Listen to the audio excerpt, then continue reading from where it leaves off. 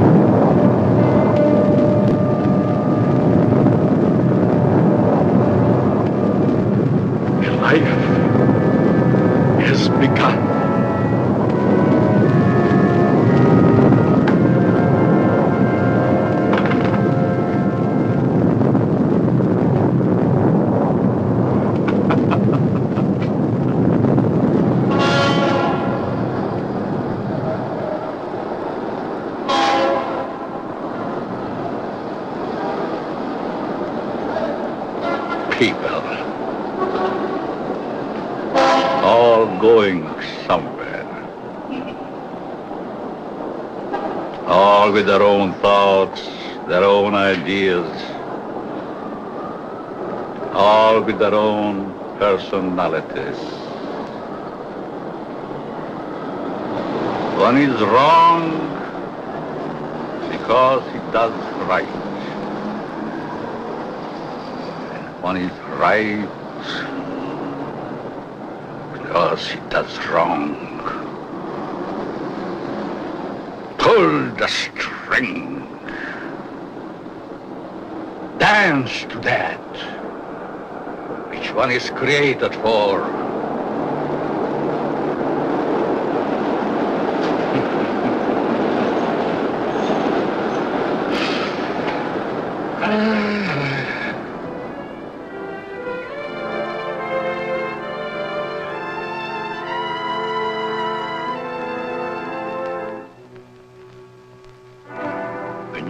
Day is begun.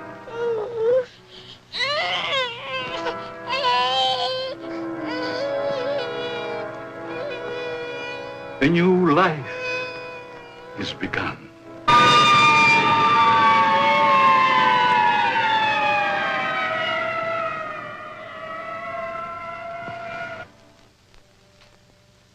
A life is ended.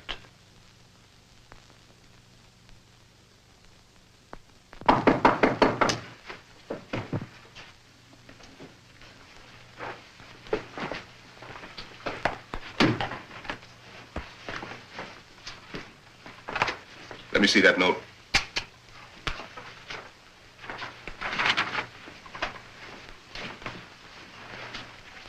The records will tell the story. I was put in jail recently. Why?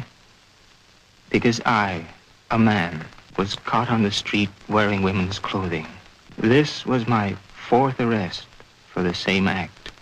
In life, I must continue wearing them. Therefore, it would only be a matter of time until my next arrest.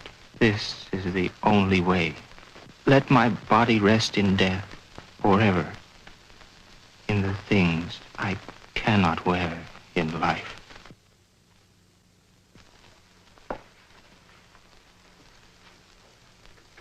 Inspector Warren is here to see you, Dr. Alton. Oh, yes. Show him in, Miss Stevens.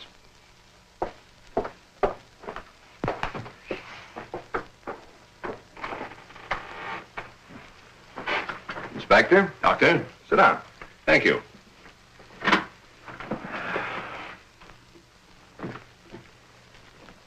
You're a very busy man, Dr. Alton, I know. I appreciate this time you're giving me. Business or pleasure, Inspector? In a way, business. From policeman to inspector. 20 years of it. I guess I've seen everything there is for a policeman to see. Yet I wonder if we ever stop learning. Learning about which we see. Trying to learn more about an ounce of prevention. I'm a man who thrives on learning. We only have one life to live. If we throw that one away, what is there left? Doctor, I'm hoping to learn something from you. And with that knowledge, maybe save some human from a fate which I just witnessed a few days ago. A 4-time loser. This type of case comes to me as well as yourself many times during the course of 1 month. The suicide? The suicide. Most of us have our idiosyncrasies. This fellow's was quite pronounced. Yes, but I wonder if it rated the death warrant it received. Well, that's why I'm here today, Doctor. What do we do about it? I've always heard you to be a hard-hearted policeman, Inspector. Isn't that what's thought of most policemen? The laws are written. The policeman is hired to see that those laws are enforced. We have a job to do. As in most jobs, there's always somebody who doesn't want that job to be done. In most factories today, the employer has put up suggestion boxes. Even the employer needs advice once in a while. I think in the case that we're referring to, I need advice. Maybe it shouldn't have happened as it did. But it did. Perhaps the next time we can prevent it. Let's get our story straight. You're referring to the suicide of the transvestite? If that's the word you men of medical science use for a man who wears woman's clothing, yes. Yes, in cold, technical language, that's the word. As unfriendly and as vicious as it may sound. However, in actuality, it's not an unfriendly word, nor is it vicious when you know the people to whom it pertains. Would this operation do these people any good? I understand you were quite prominent in a case that hit the headlines a few weeks ago. In some cases, yes, others, no. Well, the papers certainly had a field day with that one. Strange as it may seem, even though it was a field day, as you so aptly put it, it's not a new story. Sex change has been performed many times. Those whose sex can be changed, they're the easy ones. But what of those who so desperately want to be of the opposite sex, yet can't change their sex? Such as was the case with Patricia, the suicide. I'd like to understand this, Doctor, as best you can tell me. You can only fully understand the sex change by taking 2 entirely different cases. 2 men with exactly the same background, from childhood to manhood and on to their own decisions and destinations. I'd like to hear the story to the fullest. Only the infinity of the depths of a man's mind can really tell the story.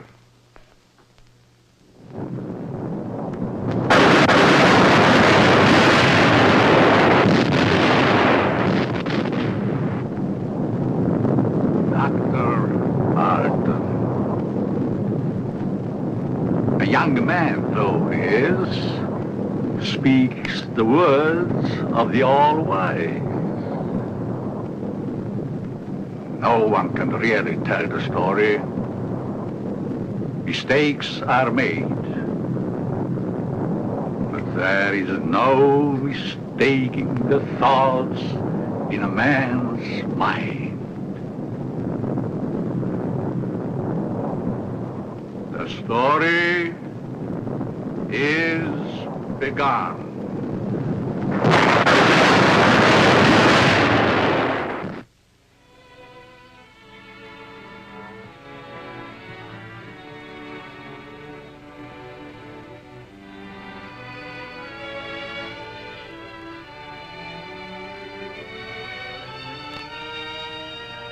One might say, there, but for the grace of God, go I.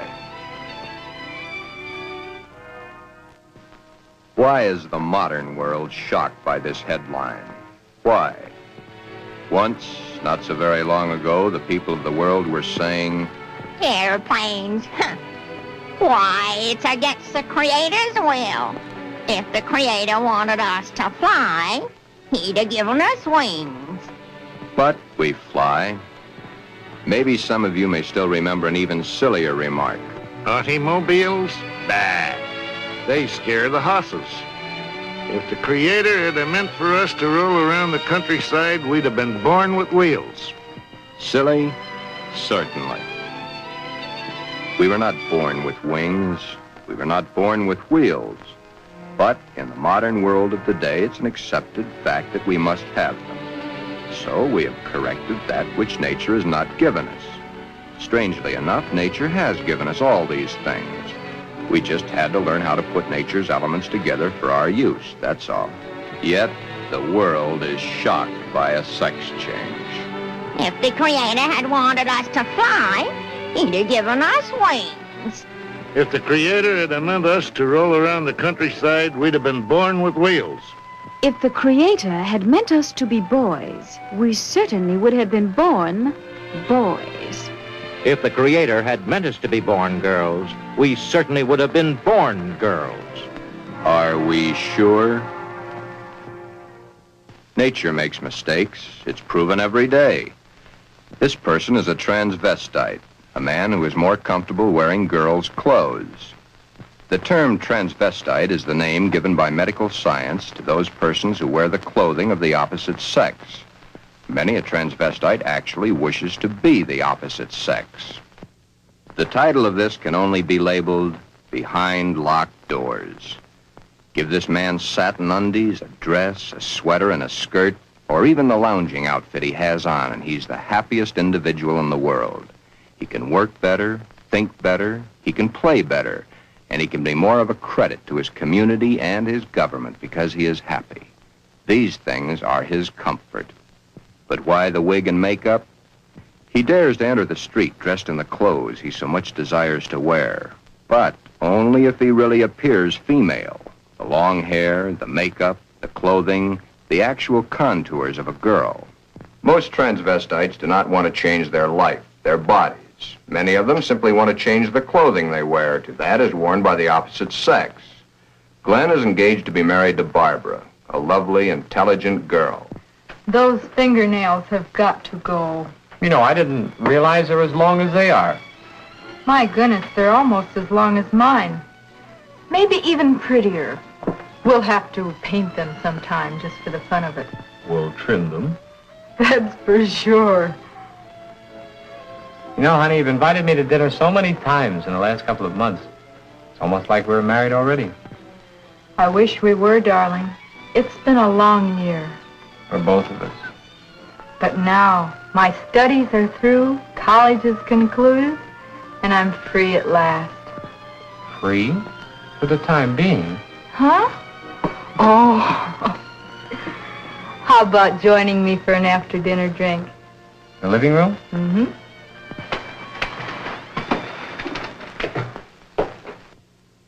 Modern man is a hard-working human. Throughout the day, his mind and his muscles are busy at building the modern world and its business administration. His clothing is rough, coarse, starched, according to the specifications of his accepted job. At home, what does modern man have to look forward to for his body comfort? The things provided for his home, a wool or flannel robe, his feet encased in the same thick, tight-fitting leather that his shoes are made of. These are the things provided for his home comfort. It doesn't look so comfortable, does it? And get the hat. Better still, get the receding hairline. Men's hats are so tight they cut off the blood flow to the head, thus cutting off the growth of hair. 7 out of 10 men wear a hat, so the advertisements say. 7 out of 10 men are bald. But what about the ladies? Yes, modern woman is a hard-working individual also, but When modern woman's day of work is done, that which is designed for her own comfort is comfort. Hats that give no obstruction to the blood flow. Hats that do not crush the hair. Interesting thought, isn't it? Just for comparison, let's go native, back to the animal instinct. There, in the lesser civilized part of the world, it's the male who adorns himself with the fancy objects, such as paints, frills, and masks. The true instinct, the animal instinct, bird and animal life. Is it not so that it's the male who is the fancy one? Could it be that the male was meant to attract the attention of the female? What's so wrong about that? Where is the animal instinct in modern civilization? Female has the fluff and the finery, as specified by those who design and sell. Little Miss Female, you should feel quite proud of the situation. You, of course, realize that it's predominantly men who design your clothes, your jewelry, your makeup, your hairstyling, your perfume. But life, even though its changes are slow, moves on. There's no law against wearing such apparel on the street, as long as it can be distinguished that man is man and woman is woman. But what is it that would happen were this individual to appear this way on the street? You're doing it now, laughing. Yet, it's not a situation to be laughed at. Thus, the strange case of Glen, who was Glenda, one and the same person, not half man, half woman, but nevertheless, man and woman in the same body, even though by all outward appearances, Glen is fully and completely a man.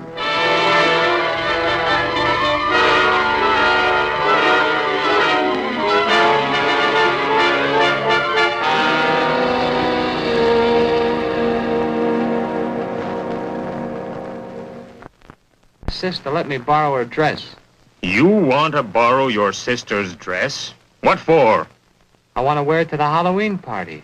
There are names for boys who go around wearing girls' clothes. Oh, don't be silly, darling. You go ahead and wear your sister's dress, Glen. You always did look much better as a girl than you do as a man. Glen did wear the dress to the Halloween party. He even took first prize.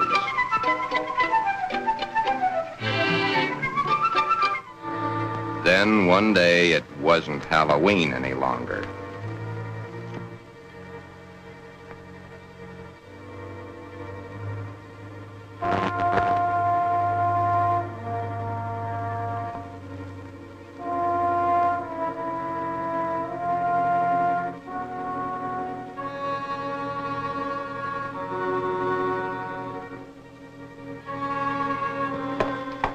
I wish I had the sight into such things to be able to advise you, Sheila.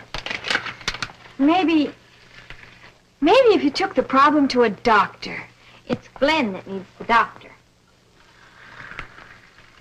But when things like this go wrong with someone so close and in your own family, it's so hard to believe.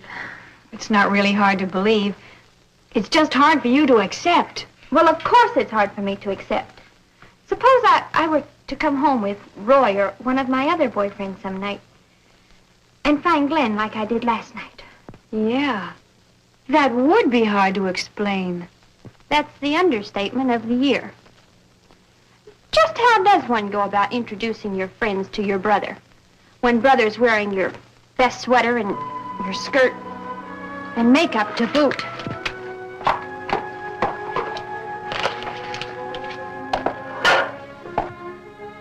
Glen is a transvestite, but he is not a homosexual.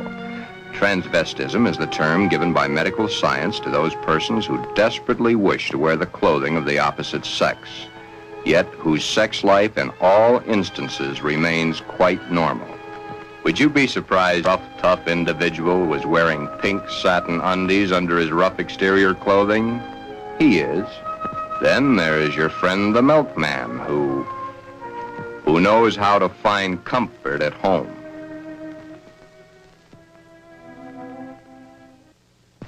I can't stand it any longer. He wears all my clothes. Nothing is sacred to him, even my briefs. He has every one of my sweaters stretched out of shape. Of course, he has always replaced them. But then, they didn't last long either. But, Your Honor, ruffles on his shirts and shorts. Really? Glen and all the hundreds of thousands of other Glens across the nation face quite a problem. Glen is engaged to be married to Barbara, a lovely, intelligent girl. The problem? Glenda, Glen's other self. The girl that he himself is, his other individual personality. You look tired tonight, Glen. Yeah, I guess I am. It's been a long day. Have you seen the paper yet? No, why? Isn't that a strange case? I wonder how some people's mind works.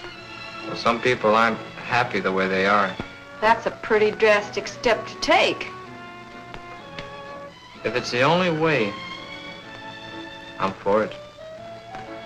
I wonder what I would do in a case like that if I were in the mental turmoil that that person went through. Or if I suddenly realized that something was mentally wrong with you. Ooh, it's hard to visualize. Here we are, two perfectly normal people, about to be married and lead a normal life together. And there's this poor fellow who never could have been happy if it wasn't for modern medical science. Our fourth term in psychology explains a lot of the facts, but I'm afraid the end of study is only the beginning of reality. Glen's problem is a deep one, but he must tell her soon. She's begun to notice things. His nails, his eyes when he looks into a ladies' store window. So many of the little things that are hard to hide. Soon she will realize. Then there was the time Barbara was wearing the sweater Glen had always wanted to feel on his own body. It was becoming an obsession to him. He must have. What's the matter, Glen, darling? I guess I was daydreaming. Something seems to be troubling you. Why don't you tell me? It's nothing. Once, long ago, just after we started going steady together, we promised we'd never lie to each other. Are we gonna start now, just because we're engaged to be married? It's just that... Oh, Barbara, it's nothing that a little sleep won't cure. It's been an awful long day. It's more than that. Come on, tell me, darling. Who knows? Maybe I can help. That's just it, you could. Then something is troubling you. Yes, Do I have a right to know? you have a right to know. But let's just say for the moment that I'm afraid to tell you. I'm afraid I'd lose you. Nothing could be as bad as all that. I love you and you love me. And nothing in the world can change that. I hope not. I really hope not. Glen, is it another woman? Hold the string! Hold the string! A mistake is made.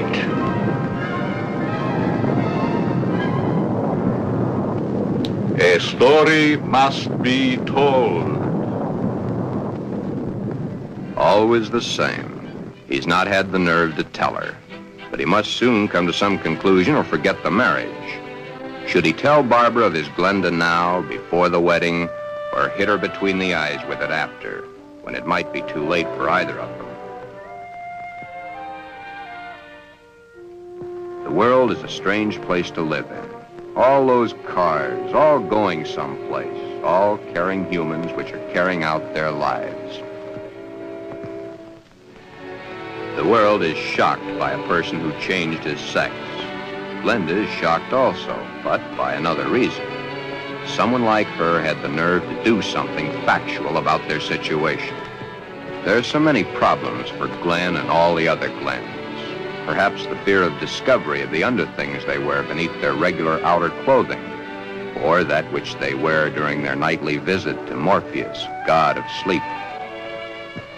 Thank you very much, and I'm sure she's going to enjoy it very much. If you want to return it, be sure that you bring the sales slip. Thank you.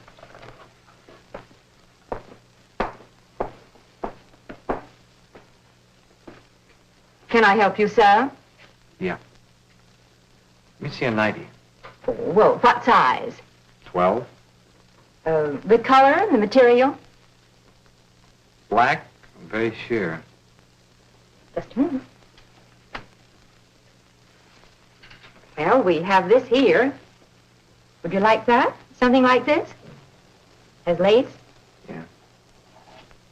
Perhaps he admires the material too long. You can see how sheer the material really is. Yes. You see, it's all pure nylon and only $21.95. And of course, it will never snag.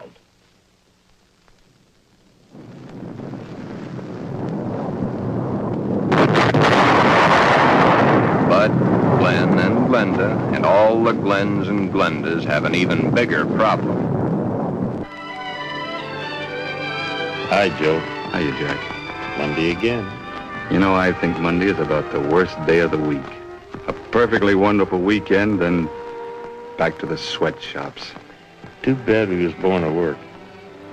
Say, did you read about the guy that hangs to a girl? Says he was perfectly normal, too. How can a guy be normal and go and do a thing like that to himself? All the same, it must take a lot of guts to pull a stunt like that. That's a problem I don't ever intend to face. Maybe it's a problem we should all face. I don't get you. Just think of the unhappy life. The miserable time this world of ours must have given that poor guy. I still don't get you. Now, here is a guy who wanted to be a girl. Supposing there had been no way to change. You sound as if you're really head up on this thing. I guess I am. Do you realize what would happen if every man in the country that wanted to wear women's clothes or felt like a woman went to their doctors and wanted to change? Of course. That's why I say perhaps society should be a little bit more lenient with them. Maybe society should try to understand them as human beings. Another day done. Thank goodness. See you tomorrow, Jack.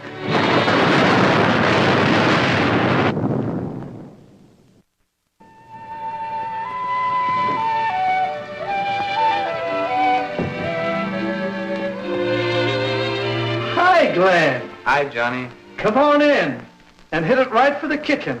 I can't let that dinner burn. You know, I thought I was going to have to eat alone tonight. Well, you probably will because I've already eaten.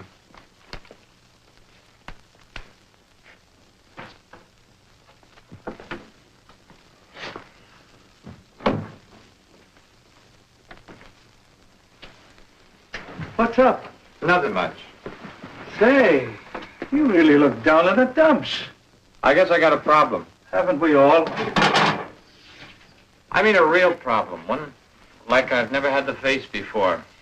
Our whole existence is one big problem after another. I want to get married. You have a problem. When did this all come about? For nearly a year, I've been engaged to a very wonderful girl. Now the time is getting very close to the man with the book. I'm scared to death. You love her? Very much. Does she love you? Yes. There's no problem. Marry the girl. Are you forgetting about my other self? You'll have to tell her, of course. Yeah. I have to tell her. But when? Before? Or after? I think you know the answer to that one yourself. My mind's in a muddle. Like in a thick fog. I can't make sense to myself sometimes. I thought I could stop wearing these things. I tried, honestly, I tried. I haven't had a stitch of them on for nearly 2 weeks until tonight. Then I couldn't stand it anymore. I had to put them on or go out of my mind. I'm afraid I'll lose her. I don't want that to happen because I really love her. Okay. Here's a story from fact. Johnny tells his story. He had not too long ago been married himself. He'd kept quiet about his transvestite desires in the hopes that the new wife would never discover it. However, one day, the little woman came home unexpectedly an hour early.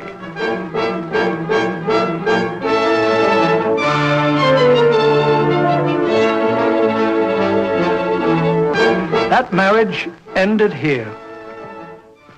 Will your problem be like mine? Most probably it will. Because the love hasn't been built up for such a thing. She, your wife, she will not have been taught enough about the problems to cope with it. Glenda must now make her decision, or forever forget the marriage to Barbara. Glenda should consult a competent psychiatrist, but then very few transvestites wish to change their strange desires. This is their life.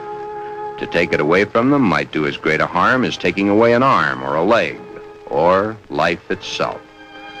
Many even carry their transvestite desires to the grave with them. Yes, it is a problem. But Glenda, remember back almost a year ago when Glen and Barbara accepted each other? Okay. That's the 6th time you've said goodnight. I guess it is. Look. Come on over here a minute. What is it? Never mind, just sit down.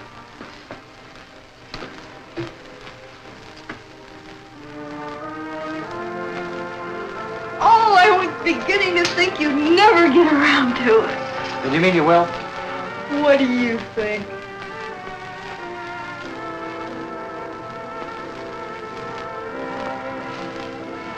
When?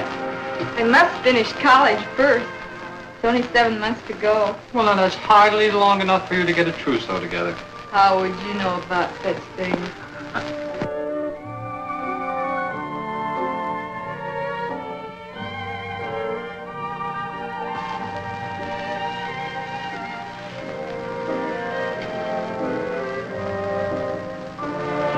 Glen, what's the matter?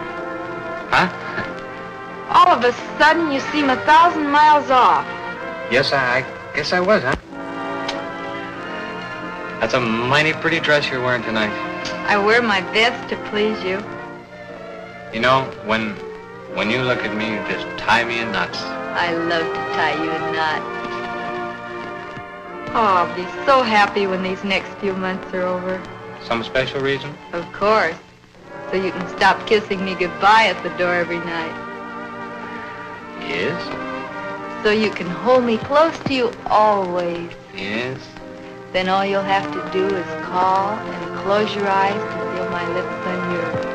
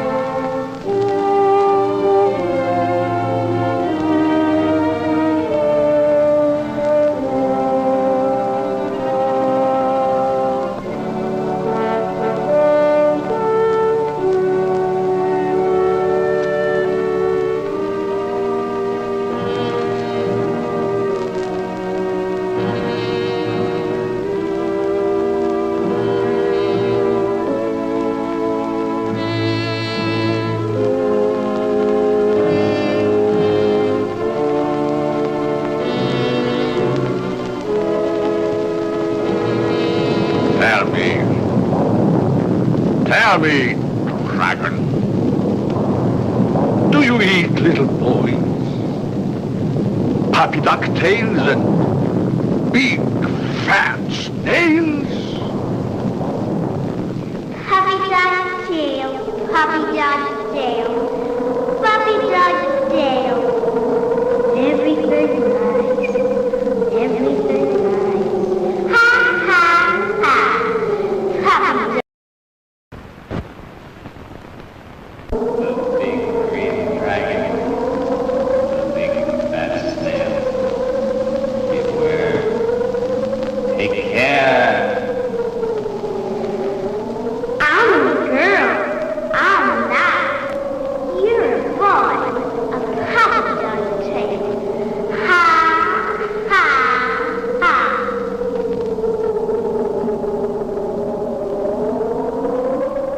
Everything nice.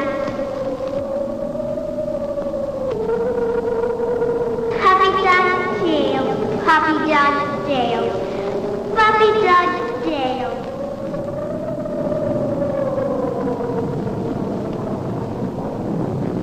I'm a girl.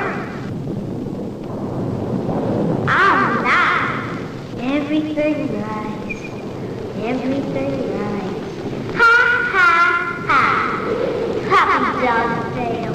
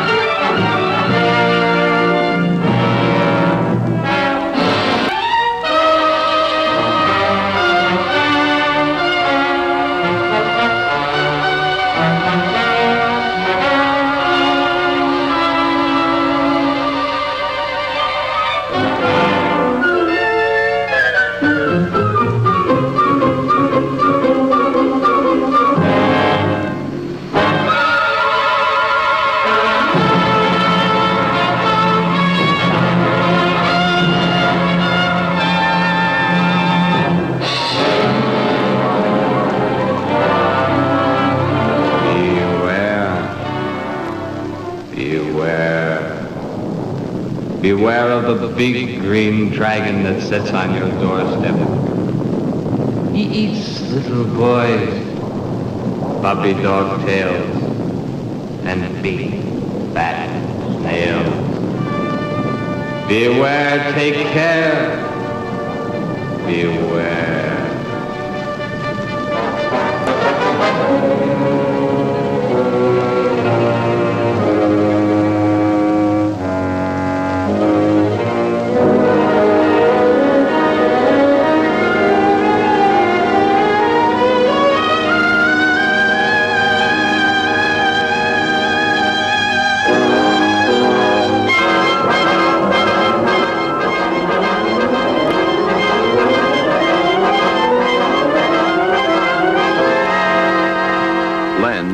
Glenda has made the decision.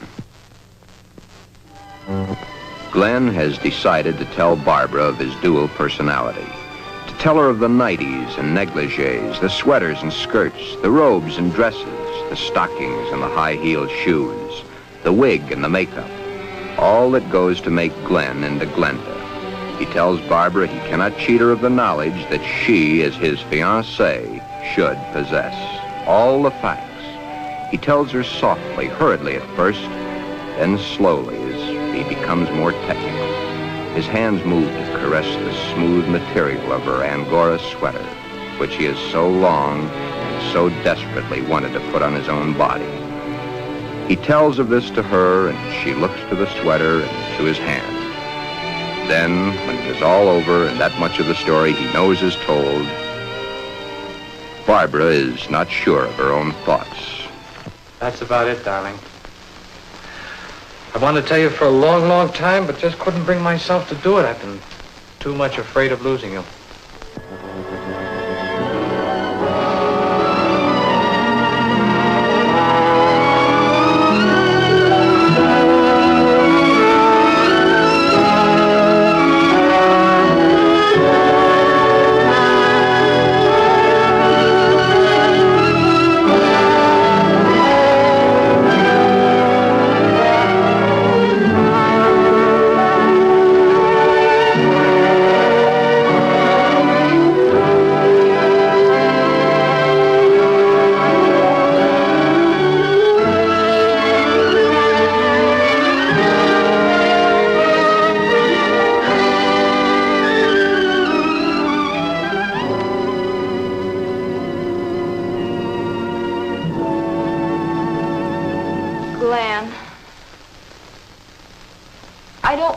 Understand this, but maybe together we can work it out.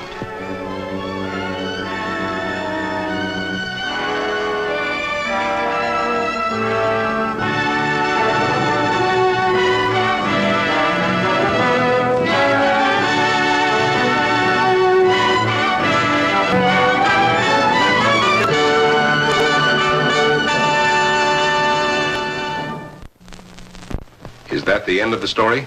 Not quite. I'll get back to it in a minute. Glen's case is really the lesser advanced type cases. The second case is an extremely advanced one. However, I'll get to that in a moment. First, you must realize that each transvestite the world over has his own particular problem. Each case must be handled individually according to the person, his past life, and his problem. And he isn't a hermaphrodite? No more than he's a pseudo-hermaphrodite. Glen's case was entirely of his mind, brought on by the environment of his early youth. What about their children, Doctor? Would their children become the same way their father is? No. Transvestism is not hereditary. Well, what makes these men want to wear girls' clothes? Many things. But as I've said before, it usually starts in early childhood from one cause or another. Technically, each case has the same beginning, just a different set of circumstances. Are any of them actually cured? Oh, yes, many of them. Once the source of supply is found, it can be stopped, unless the patient refuses to cut off that source of supply. Then the way I get it, this Glen and the character he created, much as an author creates a character in a book, was invented as a love object to take the place of the love he never received in his early youth through lack of it from his parents. The character was created and dressed and lives the life the author designs for him to live, and dies only when the author wants him to die. Correct. Except that for the character Glenda to die, the elements must be right. But to enlighten you a little further, there's the second story, that of an extremely advanced case. Let's call this person Alan, Ann. Alan had a mother who wanted a little girl. The father didn't care much one way or the other. Alan did not enter the competitive sports that the other boys at the school did. However, he was an extremely studious boy and always had above-average marks in his subjects. Yet sports, girls' sports, he always was interested in. But he was rejected by the girls and also rejected by the boys. It seems he belonged to neither of them. After school, Alan would go home to find the mother who had always wanted a girl and the father who didn't care one way or the other. He enjoyed doing the woman's work around the house. Alan was becoming a woman and didn't realize it. A woman in mind only, but the mind rules. Then came the fateful year of 1941. Allen was drafted. He was accepted. In the Army, he successfully passed his vigorous training. He did not like it, but then there were the weekends for his particular diversions. On his weekend passes, he would go to the nearest town where he had a suitcase checked in a public locker. In the suitcase, he had the things he loved to wear, that which made his body appear to be what his mind believed it was. Then the day of embarkation came. But wherever Allen went, the suitcase was sure to go.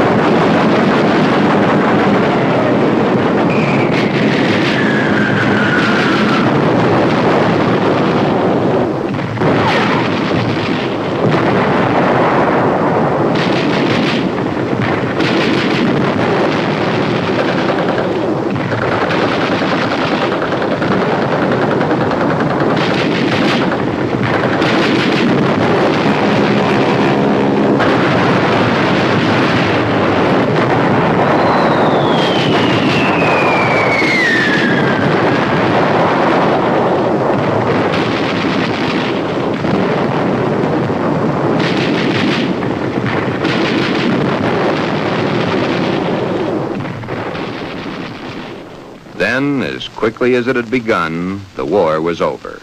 Allen came home. Allen had learned all the terms directed at men like himself, but no one had found out his aversion.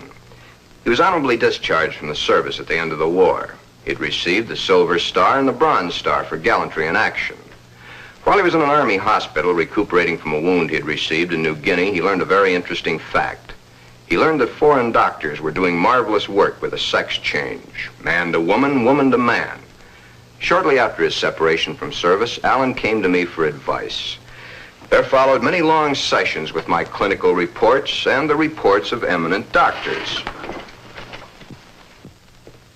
It had been found that Allen was really a pseudo-hermaphrodite. A hermaphrodite is one who has the organs of both the male and female in plain sight. A pseudo-hermaphrodite is one who has one perfectly formed organ of either sex and one imperfectly formed one that's difficult to detect. Allen was of the latter.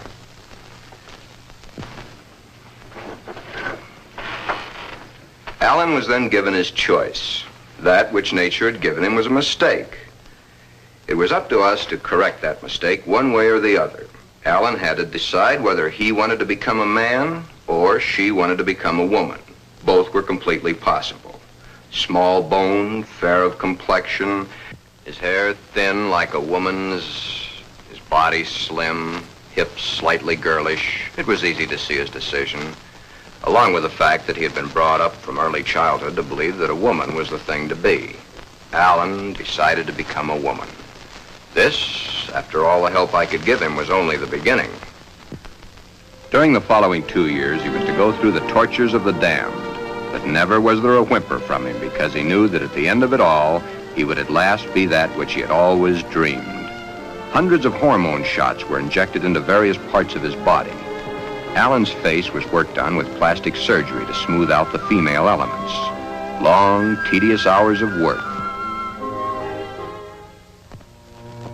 The big day, or the starting of many big days, for it was to take many.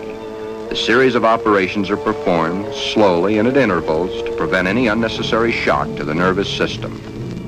Still, the hormone shots continue, day after day, week after week, month after month. And even then, when the operation is over, the sex is changed, the shots must continue as long as Allen lives.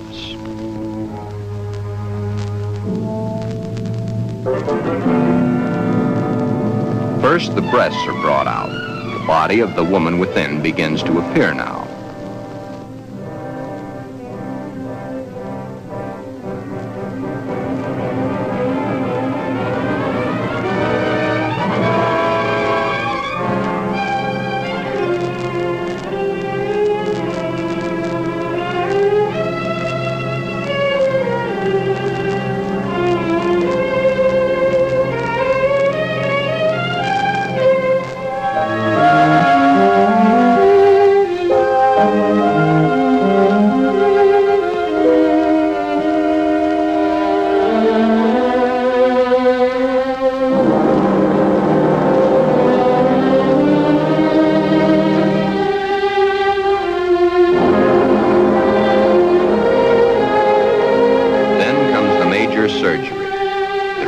of the man and the formation of the woman.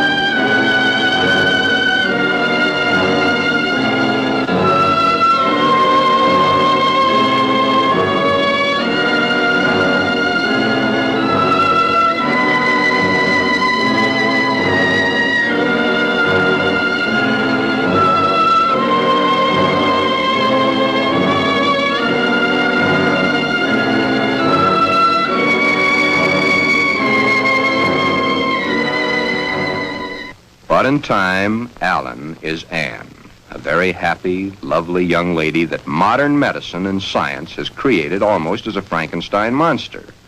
The newspapers heard of it and hit the story with their usual fullness. If the newspapers had not gotten hold of the story, it would have gone untold, unnoticed as so many others in medical history. The sex change has been performed hundreds of times. However, right here in this particular sex switch, it's not the end. Acting the woman and being the woman are two entirely different things. Alan had all his life acted the part of the woman. Now he is that woman and must learn how it's done. Anne must learn how to do her own hair, how to make the correct styling for her facial contours. The proper walk must be adopted. A lady is a lady, whatever the case may be. Continuing my own psychiatric treatment, it was my duty now to explain to Anne the duty of a woman and her. Alan, of course, had known the man's, but he was soon to realize he knew very little about a woman's.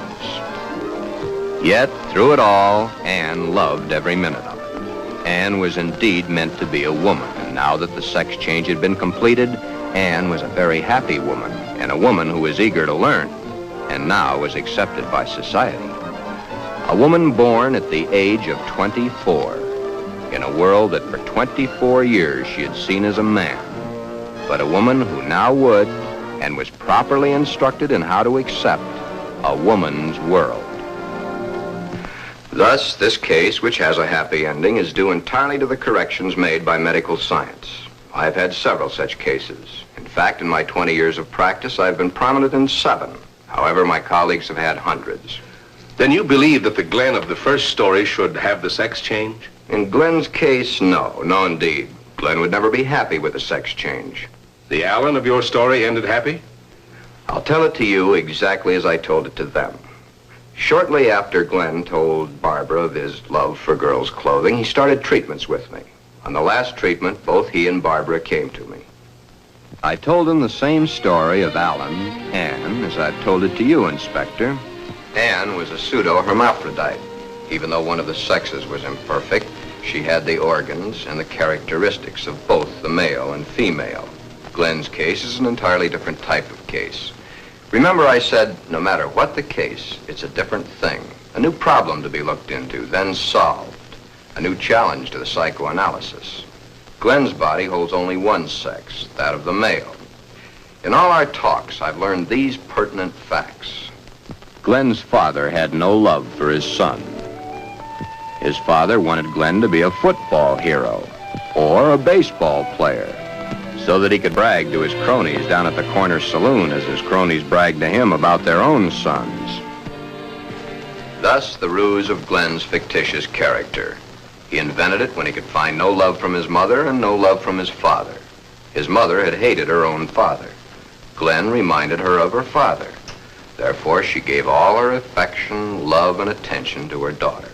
Glen then decided also to become a daughter. Glen, you can kill this fictitious character of yours anytime you wish. For your happy ending, it's the only way. Then you think I can kill this second character by transferring her qualities to Barbara? Exactly. But as the author and his character, the elements must be right. It's up to you, Barbara. You must take the place, give the love, and accept the facts that Glenda has always accepted. If you love each other as you now believe you do, Well, it'll be a hard job, but you'll enjoy doing the job. Should I let him continue to wear girls' clothing? Or should I put my foot down? If you put your foot down, he'd only go behind closed doors. Love is the only answer. Glenda must be transferred to you. Supposing Glenn never gets over wearing girls' clothing. Would it matter to you very much? I love Glenn. I'll do everything I can to make him happy.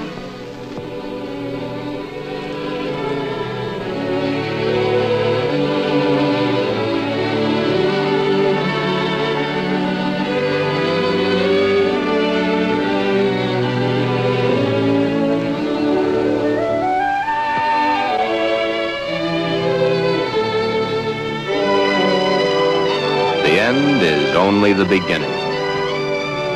Time passes. Soon, due to a happily married life, the remembrance of the psychiatric treatments, and Barbara's love and understanding, Glenda begins to disappear forever from Glenn. Glenn has found his mother, his little sister, his wife, and his Glenda, all in one lovely package.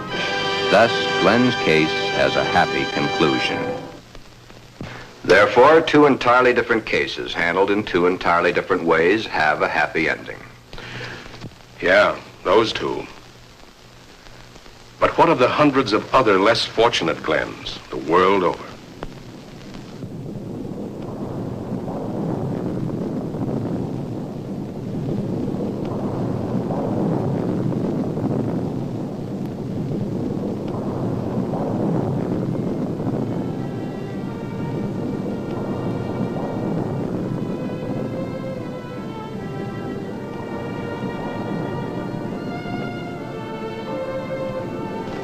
Yes. But what of the others? Less fortunate Glens, the world over.